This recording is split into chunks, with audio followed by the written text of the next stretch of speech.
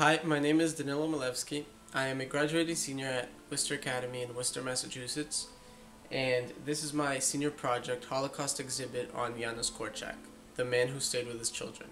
My goal through this exhibit is to show through Janusz Korczak's journey in the Holocaust, show a little bit of four different aspects of the Holocaust itself, which are really the essence of the Holocaust. First, life before the war in Poland, because Janusz Korczak spent most of his life in Poland, and then life inside the Warsaw Ghetto, and I talk a little bit about more than just the Warsaw Ghetto, also the Krakow ghettos, and it's really more representative to all the other ghettos in Nazi Germany and Poland and the other annexed countries, and the concentration camps, which were obviously one of the biggest aspects of the Holocaust itself. So I talk a little bit about five of the main concentration camps in Poland, and Treblinka, of course, which was the one that Janusz Korczak and his children were sent to. My last and final section of this exhibit is called Save a Life, Save a Whole World, and that section, it talks a little bit about a project in the Yad Vashem Holocaust Museum and Research Center in Israel, that plants trees in the name of every non-Jewish person who saved a Jewish life or family through the Holocaust, whether it was by hiding them in their house or just being able to help them to get out of Europe. And I have a list of people from every country and the number of people from each country in the world that helped a Jewish family survive. And I like to finish my exhibit talking about this project because it's a really great project that recognized people who helped other people, other Jews, to survive the Holocaust, and it's it's because of them that the Jewish population is still growing today. It's still alive today, and that the Nazis didn't win and achieve their goal of wiping out the Jewish race from humanity. So I think it's really important to recognize that, and I really liked finishing off with a somewhat hopeful note.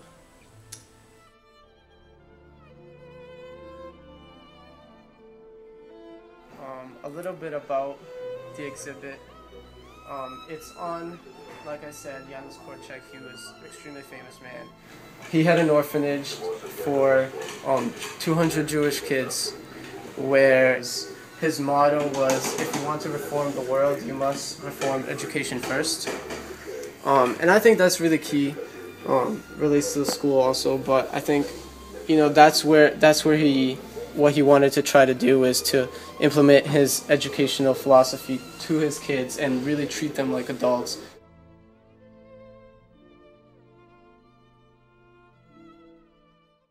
Janusz Korczak, whose born name was Henryk Goldschmidt, was a legend of his own time. Born into an assimilated Jewish family in Poland, he followed the footsteps of his paternal grandfather, a physician, and his father, a prolific writer. In 1904, he was drafted for the Russo-Japanese War, and 10 years later for World War I. He received a doctorate diploma from Tsar Warsaw University in 1905, specializing in pediatrics. In 1912, he received a grant to create a Jewish orphanage on Kremlinka 92 in Warsaw. When the Nazis came to power in Germany in 1933, Jews were living in every country of Europe. A total of roughly 9 million Jews lived in countries that would be occupied by Germany during World War II.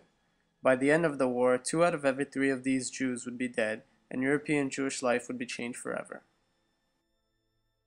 The city of Warsaw was the capital of Poland with 1.3 million inhabitants. Before World War II, the city was a major center of Jewish life and culture in Poland.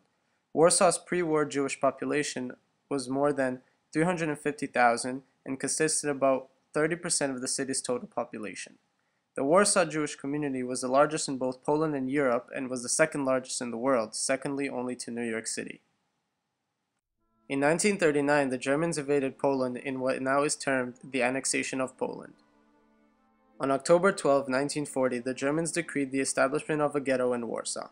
The decree required all Jewish residents of Warsaw to move into a designated area which German authorities sealed off from the rest of the city on November 1940. The ghetto was enclosed by a wall that was over 10 feet high, topped with barbed wire, and closely guarded to prevent movement between the ghetto and the rest of the city of Warsaw. The Warsaw Ghetto was formed, and they started putting people from all over. And we were told, we're going to move to the Warsaw Ghetto. This was beginning of 1940. The union told us to put in everything in suitcases. You couldn't take any furniture. You could only take what you could carry. They took us into this post office where the SS was staying. They took everything away, beat the hell out of us, and told us to go. When we came into the Warsaw Ghetto, we saw already people dying in the street. It was not a nice picture, you know. If you put 500,000 people in a ghetto and you don't give them, people that went to work, they took commandos, they called a commando, they took 200 people. They marched them out so at least they got food where they worked on the airfield, building airfields, unloading train loads, you know, with ammunition, all kinds of things. And the people that were in the ghetto, what can you do? Yeah, there's no work. The only rations they gave you, even a child couldn't survive.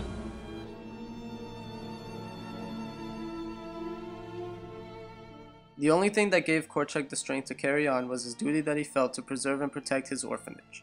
Polish friends of Dr. Korczak reported that they went to see him in the ghetto and offered him asylum in the Polish side, but he refused to abandon his children and possibly save himself. When Soviets resumed their offensive on January 17, 1945, they liberated a devastated Warsaw. According to Polish data, only about 174,000 people were left in the city, less than 6% of the pre-war population. Approximately 11,000 of those survivors were Jews. The final deportation occurred from July to September in 1942, where German police and SS units, assisted by auxiliaries, carried out mass deportations from the Warsaw Ghetto to the Treblinka killing center. During this period, the Germans deported about 265,000 Jews from Warsaw to Treblinka. In their march to Treblinka, Korczak and his children passed over this bridge from the little ghetto on the left side to the great ghetto on the right side. The Germans ordered Treblinka to be dismantled in 1943. In 1 year, they killed close to 900,000 Jews in the killing center. Treblinka was divided into 3 parts: the reception area, the living area, and the killing area. The living area consisted of housing, offices, and storerooms for the Germans, and wooden barracks for the Jewish prisoners. Incoming trains of around 60 cars stopped in the Malkinia station. It was said that in this station, the clock was stopped at one specific time. This was because for the prisoners brought there would never be another clock seen again. Victims disembarked in the reception area where the railroad platform was. This picture shows the exact place of that platform. A camouflage fenced-in path known as the tube then led them to the gas chamber labeled as showers. Once the doors were sealed, Cyclone B gas was pumped into the gas chambers, killing all those inside. Selected forced Jewish laborers were then brought to remove and burn the bodies in huge trenches nearby. This was the main killing system in the death camps. Only the 5 major death camps in Poland, Auschwitz-Birkenau, Treblinka, Majdanek, Sobibor, and Cholmno, combined to kill nearly 2 million Jews, 1/3 of the total Jewish deaths in the Holocaust. Korczak and his children were some of them. There are stars whose radiance is visible on Earth, though they have long been extinct. There are people whose brilliance continues to light the world, though they are no longer among the living. Hannah Janusz. Attitudes towards the Jews during the Holocaust mostly range from indifference to hostility. The mainstream watched as their former neighbors were rounded up and killed. Some even collaborated with the perpetrators.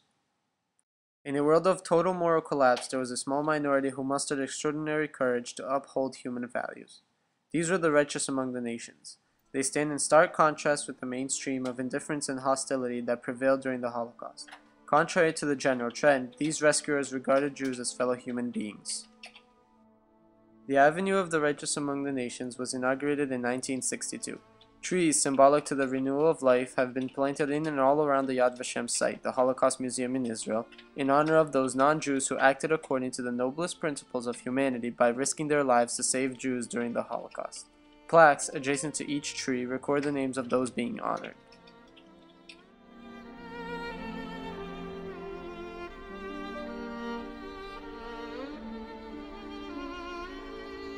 So thank you for watching, and I hope that you were really able to understand my message and what I was trying to get through with my exhibit, and I hope that you will always remember so that it never happens again.